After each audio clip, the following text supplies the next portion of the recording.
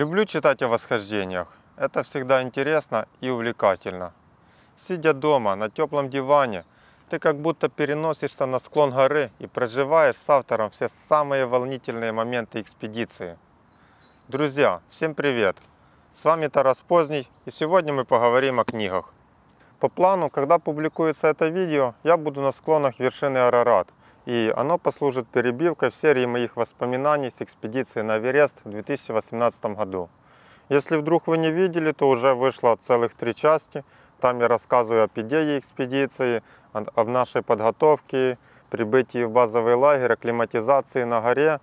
А впереди через неделю выйдет 4-я часть. Там я расскажу о финальном штурме и спуске с вершины Эвереста. И чтобы было тематически, для этого видео я тоже подобрал 7 книг именно об восхождениях на Эверест. И решил их расположить в хронологическом порядке описанных в них событиях. Но сначала немножко истории. В 1852 году Эверест был определен как высочайшая вершина мира. До этого высочайшей считалась Канченджанга. И в 1856 были официально опубликованы результаты измерения его высоты. Тогда намерили 8839 метров, что в принципе весьма точно. Конечно же, все самые отчаянные любители приключений мечтали подняться на высочайшую гору мира.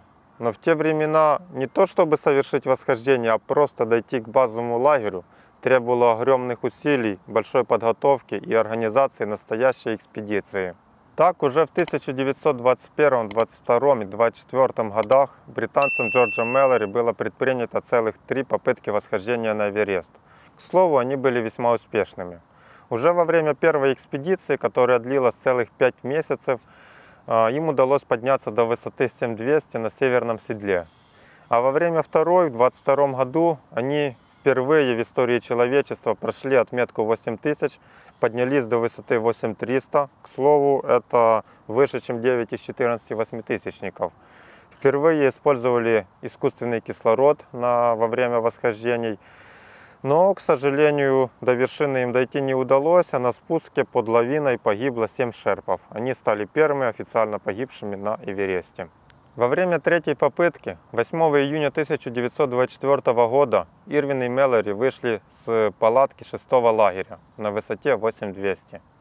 Последний раз живыми их видели где-то в районе 1-2 ступени Эвереста, это высота 8500-8600.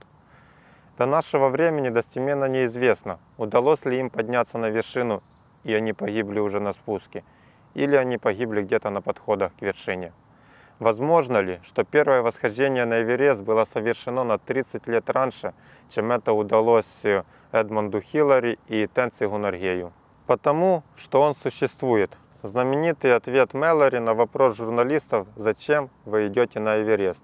Он и послужил названием книги, в которых описаны первые 3 британских экспедиции на вершину. Книга содержит рассказы самого Мэллори о первых 2 экспедициях и дополнена другими авторами по теме. Шли годы. Все новые и новые экспедиции отправлялись в Непал и Тибет в надежде взойти на высочайшую вершину мира. Пока, наконец, это не удалось 9-й британской экспедиции и 16-й экспедиции в целом на Эверест. 29 мая 1953 года сэр Эдмунд Хиллари и шерпа Тенциг Норгей стояли на вершине Эвереста. Именно об этих событиях в своей книге «Восхождение на Эверест» рассказывает руководитель той успешной экспедиции Джон Хант. Любая экспедиция на восьмитысячник в то время требовала очень тщательной подготовки, большого финансирования и была настоящей головной болью. Поэтому в книгах, которые написаны руководителями экспедиций, очень большое внимание уделяется именно организационным вопросам. Они поднимают вопросы картографии, современности или актуальности снаряжения, проблемы использования искусственного кислорода, проблемы доставки грузов, проблемы обеспечения, проблемы получения пермитов и разрешений. К слову, мне в очередной раз читать подобный текст, тем более, что он чаще всего написан весьма таким описательным и официальным языком, немножко нудно. Но тем не менее для тех, кому интересно узнать ответ на вопрос, а как было тогда, очень рекомендую почитать. Уверен, вам это будет полезно и интересно. Дополнить историю первого успешного восхождения на Эверест можно взглядом со стороны шерпов. Книга «Тигр Снеговый после Эвереста» – это история о Тенце Геннадьеве, о его жизни до экспедиции и о том, как она поменялась после успешного восхождения на Эверест. Также книга описывает быт шерпов, проблемы среди семьи шерпов, переживания его жены, его детей, когда он отправляется в подобную экспедицию. И описывает само восхождение от лица шерпы, который сопровождал сэра Эдмунда Хиллари. Местами эта книга написана тоже не самым простым и читабельным языком. Я начинал ее читать в треке к базовому лагерю, но она почему-то мне не пошла, и в тот момент я ее отложил. Возможно, чуть позже доберусь и тоже прочитаю. Дальше следует череда успешных восхождений с разных стран мира, и только в 1982 году была организована первая советская экспедиция на Эверест. Конечно, это должен быть сложный, непройденный до этого маршрут, и был выбран контрфорс юго-западной стены Эвереста. Были отобраны сильнейшие альпинисты со всего Союза, 11 из которых таки удалось подняться на вершину. В том числе Сергей Бершов и Михаил Туркевич совершили первое ночное восхождение на Эверест. Детально первая советская экспедиция описана в книге «Эверест-82». Книга написана журналистами, поэтому читается легко, плюс она разбавлена или дополнена историями самих восходителей, такими мини-дневниками. Давно хотел ее прочитать, но она все никак не попадала мне в руки, и только вот во время подготовки к этому видео удалось ее раздобыть. Сейчас же ее достать на самом деле стало проще, чем раньше. Поэтому скоро сам прочту с удовольствием. Что больше всего притягивает людей? Правильно, драма и трагедия. Поэтому следующие 3 книги расскажут о самой большой трагедии на склонах Эвереста в 1996 году. Первая – другая сторона Эвереста Мэтта Диксона. Покажет нам восхождение на Эверест с севера глазами экстремального оператора, который даже не планировал подниматься на вершину в этой экспедиции. Но так получилось. Книга написана легким языком, очень увлекательная, показывает сложности не только восхождения, но и съемки на высоте. На спуске с вершины они обнаружили тела 3 индийцев, которые погибли не далее, как позавчера. Другие альпинисты их видели, но то ли не смогли, то ли не захотели помогать.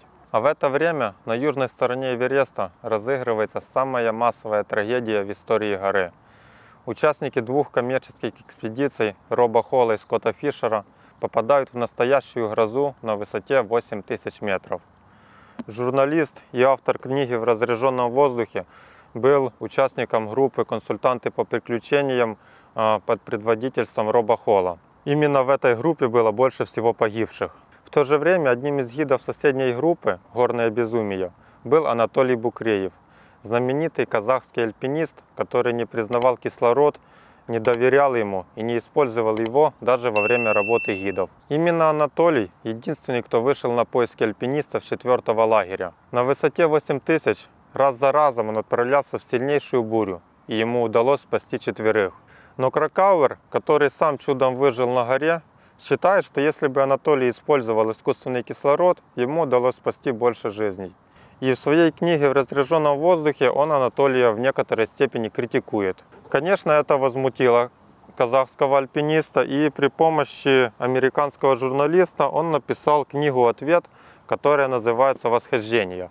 Это взгляд на трагедию 1996 года уже глазами самого Букреева. К слову, книга написана не таким легким и приятным языком, не так легко читается, как книга Кракауэра. Но для полноты картины, конечно же, я рекомендую прочесть обе эти книги. А если вы не смотрели фильм, можете посмотреть и фильм «Эверест».